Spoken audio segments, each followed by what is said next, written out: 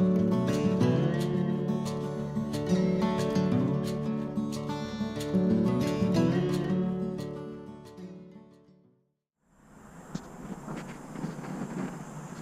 everybody, and welcome to day number 3 of the Lincoln Rehab.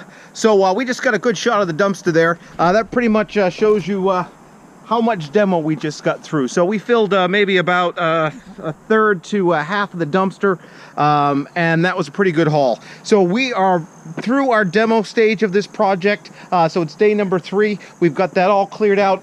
Today I was really hoping to get all of the hardy barker down so that we could start with the tile first thing in the morning.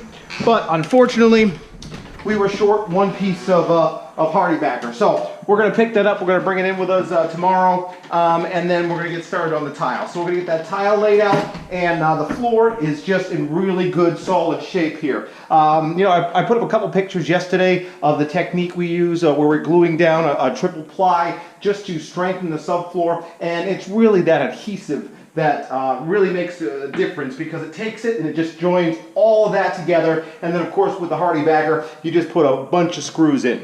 And the only trick I'm going to tell you with the hardy bagger screws is make sure you get the right size screws. There's usually a lot of stuff in the middle of the floor or between the floors, as it were, and so you only want a screw that's going to go down enough just to grab the plywood that's underneath, but not too far that it might puncture something.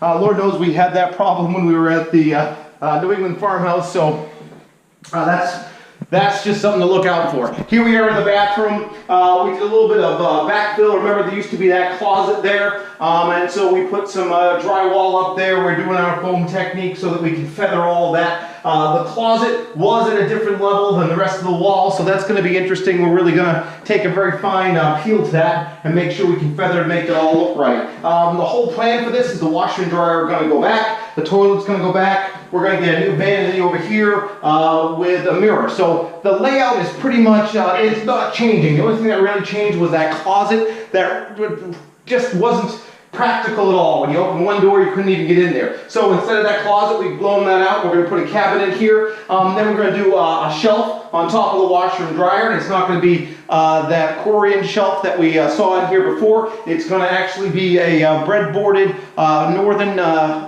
white fur, and that's something I made up over at the shop that Liz has been weathering, and she weathered it actually to match their color scheme that they're doing here. So we're going to have a whole sort of folding area. We're going to have a cabinet, we're going to have a couple drying racks on the side, we're going to have a shelf and a bar going all the way across, just to make this really functional.